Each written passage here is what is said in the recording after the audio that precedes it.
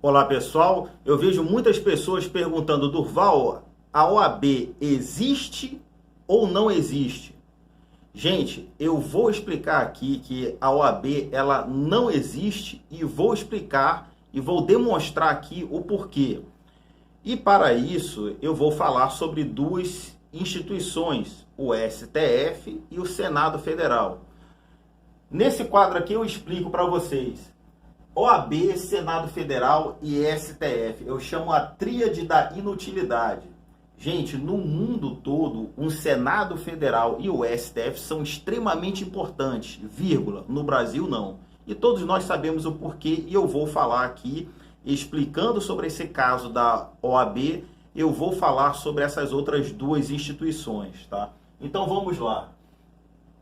O decreto-lei número 19.408, de 1930, cria a OAB. Foi assinado por Getúlio Vargas. Decreto-lei, porque naquela época era uma ditadura, tá? Então, o decreto número 11, de 1991, assinado por Fernando Collor de Mello, ele extinguiu a OAB.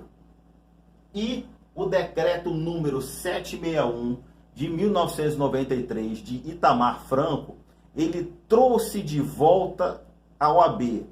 Então, a OAB existe ou não existe?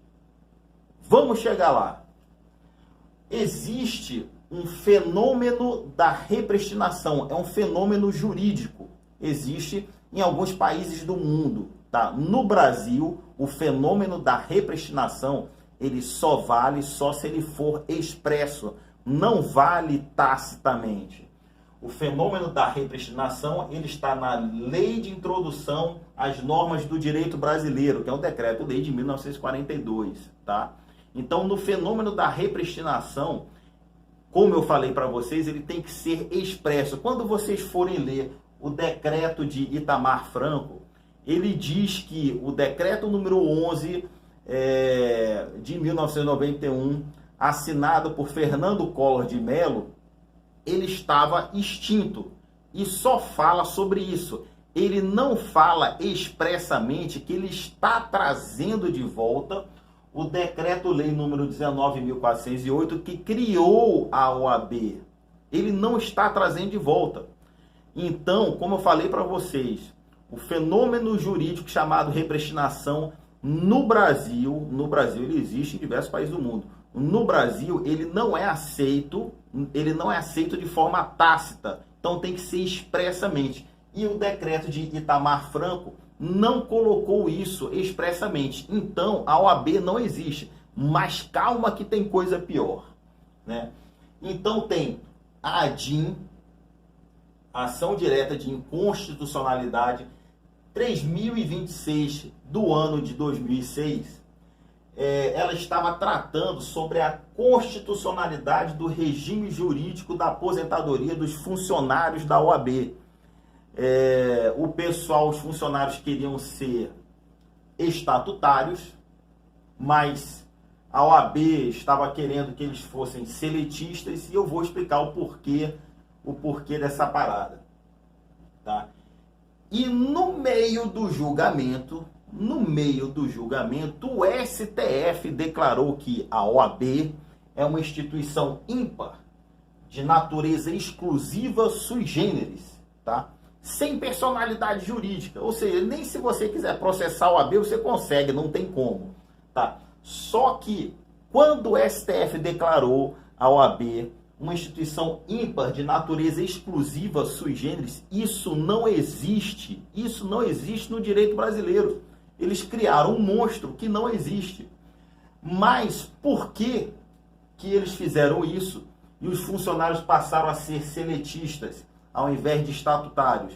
Porque dessa forma a OAB fugiu do artigo 37 da Constituição Federal, que lá trata que os estatutários têm que cumprir a transparência. Eles não são transparentes. A OAB quer fiscalizar todo mundo, mas não quer ser fiscalizado, né? Tem que fazer licitação, a OAB não. Como ela escapou disso, é uma instituição ímpar, é a mais importante do Brasil, é mais importante do que médico, professor, militar, uma coisa, né? Então eles fugiram de tudo, então eles querem fiscalizar todo mundo, mas nem o TCU pode fiscalizar. O TCU pode fiscalizar qualquer entidade de classe, vírgula, exceto a OAB. A OAB, ela movimenta mais de R$ 1 bilhão por ano, só com as contribuições obrigatórias. Gente, qualquer contribuição obrigatória, ela tem característica de recursos públicos, por isso ela deveria ser fiscalizado pelo TCU, mas como ela é ímpar, sui generis, não, ela não pode ser fiscalizada. Então o presidente da OAB tem superpoderes, e por isso ele interfere tanto na política e tanto na STF. Ele pode dar não sei quantos milhões para uma pessoa dar uma palestra sobre a goiaba bichada. Ele pode pagar 500 mil por mês para a secretária dele. Ele pode fazer o que ele quiser e não pode ser fiscalizado pelo TCU, apesar dos recursos que eles recebem ter característica de recurso público perante o direito brasileiro, tá? Aí vamos aqui a outras coisas. Quando o STF fez esse julgamento e transformou ele numa natureza ímpar, sui generis e coisa e tal, coisa que não existe, tá? É a mesma coisa, tá, que aconteceu, porque aqui estava sendo tratado sobre o regime jurídico dos funcionários, e de repente o STF disse, não, é sui generis. Não era isso que estava sendo tratado, não era o objeto da ação que estava sendo tratado. E o STF é craque nessas imoralidades. Por exemplo, os advogados, tá, do Zé Dirceu, foram tratar com Dias Toffoli um determinado assunto, e o Dias Toffoli, no meio do nada, decidiu soltar o Zé Dirceu, já que ele era empregado do Zé Dirceu, advogado Zé Dirceu. Disse, não, vou soltar. Não, mas nós não pedimos isso. Não, mas eu vou soltar. Ou seja, do nada, não era o objeto da ação naquele momento, mas ele resolveu soltar. Ou seja, o STF é craque nisso. Mas vamos aqui ao pior. Vocês sabem que são 11 ministros do STF e 9 deles nunca julgaram, nunca foram juízes na vida. E é a função mais importante do Brasil. Por que é a função mais importante do Brasil? O presidente só passa 4 anos. O ministro do STF, ele fica até 75 anos. E vocês viram, eles cometem aberrações e ninguém julga eles. Mas quem foi que colocou eles lá, tá? Foi o Senado Federal. O Senado Federal, olhem só a qualidade dos senadores e a qualidade dos ministros do STF. O Senado Federal, para colocar um ministro do STF lá, são 81 senadores, tem que no mínimo 54, ou seja, 2/3, aprovar aquela pessoa que nunca julgou ninguém. Nunca. Advogado de porta de cadeia. Tá? E aprovou os 11. Não são pessoas sábias, não são o ó do Borogodó, não são as pessoas mais capazes do Brasil. Não, o STF nos traz vergonha todos os dias. O Senado Federal, então, nem se fala, porque foram eles que colocaram eles lá.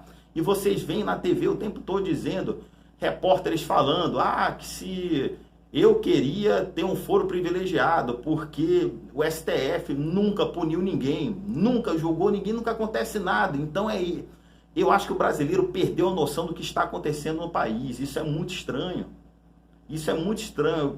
O brasileiro perdeu a noção do raciocínio lógico das coisas. Nós estamos na situação precária.